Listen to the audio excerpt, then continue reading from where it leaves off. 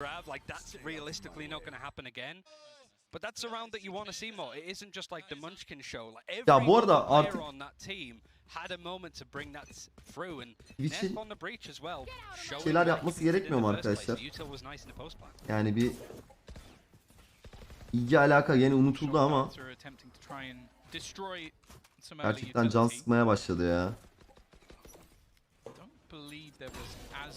Garip. Hani o kadar haber oldu. O kadar ülke karıştı lan. Her yerde haber oldu amına koyayım. Para aklanıyor vesaire diye. Abi hiç ya. Lan bütün bilgilerimiz, gelirlerimiz ifşa oldu. Hacklendi. Ya o konuda bile hiçbir şey ya. Hala devam edenler varmış abi.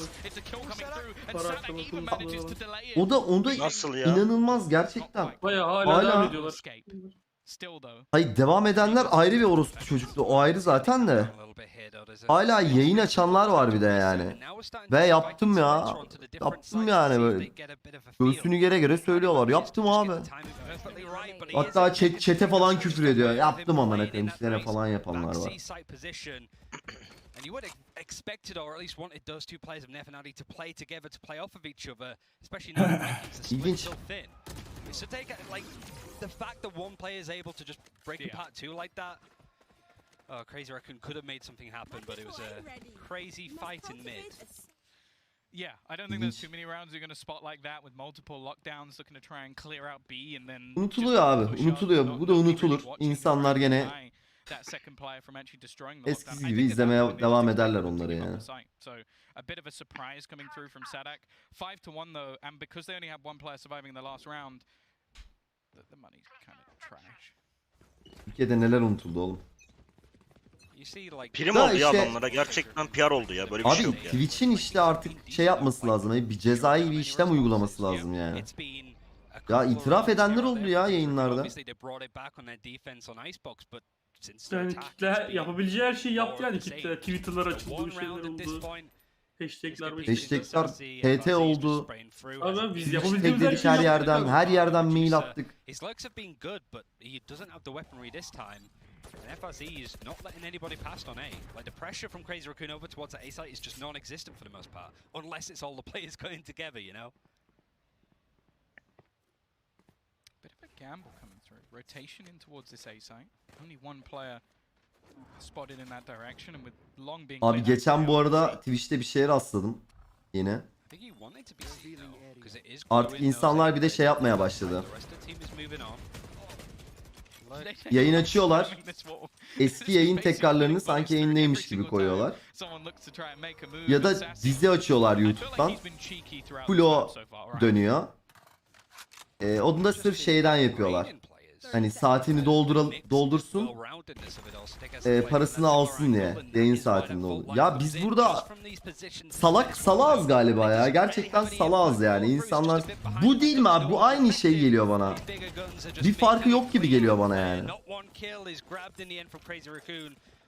Var mı bir farkı? Yani bu hani diyorlar ya botlar reklam izliyor. Onlardan bit geliyor. Biti aldık işte. Veya çalıntı kredi kartıyla bit alıyorsun. Ya haksız kazanç. O da haksız kazanç. Bu da haksız kazanç. Ne farkı var? Bildiğin emek hırsızlığı bu. Bu da dolandırıcılık. And it's all too easy after that for the remaining players just to clear things up. So I can see what Crazy Raccoon are trying to do. Bilmiyorum ya. It just is not working. Vikings, you just want to see that clinical side come out of it, and Munchkin there has had that response.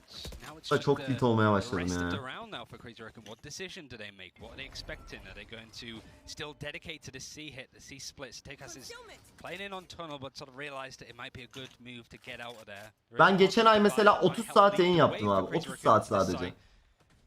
Ben bilmiyor muydum amına koyayım? Açardım Amerika'ya giderken yayını. Gelirdim kapatırdım, yayın saatimi de doldururdum.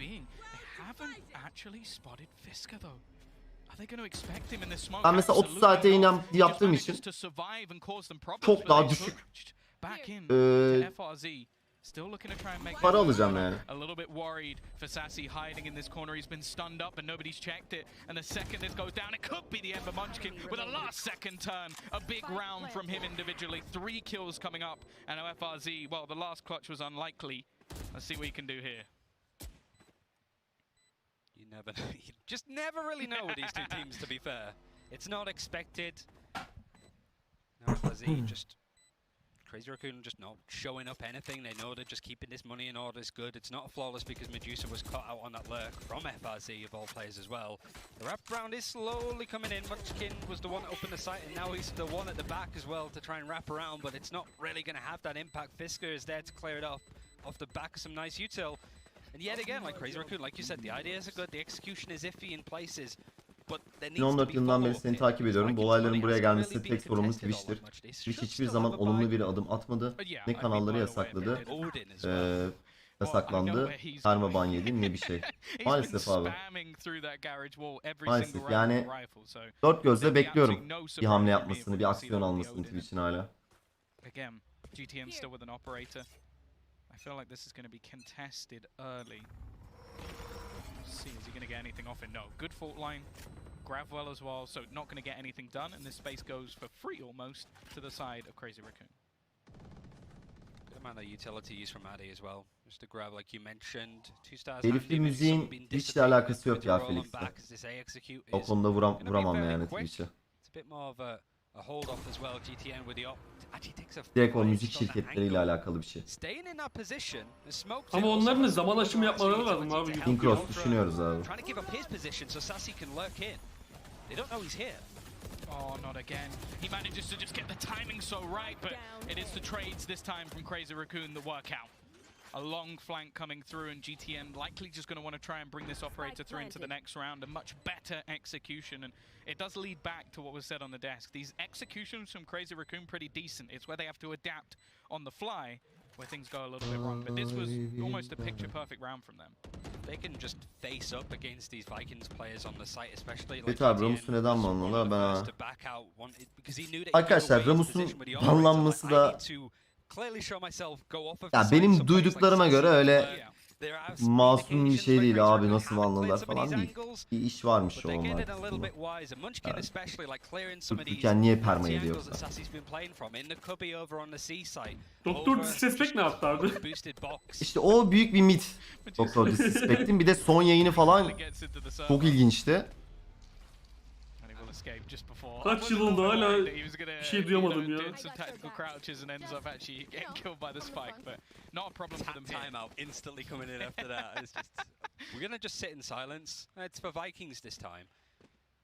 Ya Ramus ne yapmış bilmiyorum ama duyduğuma göre pek de masum değilmiş yani.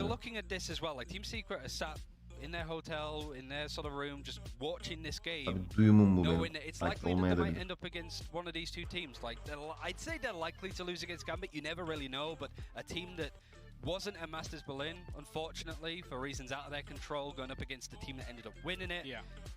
Expectations are on Gambit to perform in that matchup. But that second spot in the group, it's these two teams are secret. Well, that's the other thing as well, though, is that like we saw again from the press conference from the guys at Secret, they were saying that first few days a lot of teams didn't even seem like there was a point in scrimming them. They were maybe a little bit cocky, played them a few times, and then it was everybody else requesting them to actually play some matches. And I think we've had some positive, sort of, I think it was Shazam as well, saying that he was pleasantly surprised when playing against the Vikings, and I think that was something that was very common at the previous event. It's just being more of the local opposition for Vikings that they've actually struggled against, which maybe that's a good sign for them coming into this tournament now that they've made it here. And as said, like, this is similar to what we had last time with Envy's group. There's a clear favorite, but then the other spot is wide open. We don't know who to expect to get through. But Vikings still looking good for now. But again, they've sort of slowed off a bit. I also think that Crazy Raccoon is starting to realize that, okay, these mid fights, these battles further forward have not been working out so well. Let's try and be a little bit more strategic in towards these early A fights. And well, the same Instagram'dan laf atıyorum. We saw how much control was available to Vikings. This time no, they were using the same utility to grab used very early from Addy over on C long. Valorant silmiş komple. This is the area that Medusa struggled with the most, just holding on for A lobby to see if anything else coming in. You have that operator sort of sat there from GTN watching sewers. So I don't think Crazy Raccoon at this point realized that they are running into a pretty scary stack of utility and stall when you're looking at a breach, a killjoy, and an Astra. But this high line from A, B just has utility on it. They can play retake if they need. These early rounds for Crazy, they feel like boxed into mid a little bit. Like they can't really spread out. Vikings have a good idea on where these attackers are roughly going to be. They can just wait out time. They're slowing this way down. This is what worries me. These are the calls that sometimes cause some issues again. We're going to Neyse, see some maçız. solid utility though. Sudicas is stuck in the corner of Visca. He's just going to wipe them both out. They've set this man up and he has succeeded. The utility that has come in over the last few rounds from Crazy Raccoon. Nasıl görmedi lan? And now Medusa's just waiting. That knife in the back. Sure, FRZ is going to find a kill, but at this stage, I'm looking at this round again, Ryan, and saying it's already over. Seems like it feels that way for Vikings as well. Like they're Rebel olarak site veya platform açamıyoruz mu? Abi ya canlı yayın platformu açmak kolay bir şey değil. Hatta hiç kolay bir şey değil. Server maliyetleri, serverların kalitesi, stabilizasyonu vesaire zor yani. Çok denendi ama yok. They scared Gambit on a map. I really don't think you could say any more than that. A team that has been consistently strong and relatively dominant, I'd say, in the Japanese region, which is FBI WhatsApp mesajlarının tamamını okuyabiliyormuş abi. Böyle bir info ile geldi. Ne? Anlamadım. FBI WhatsApp mesajları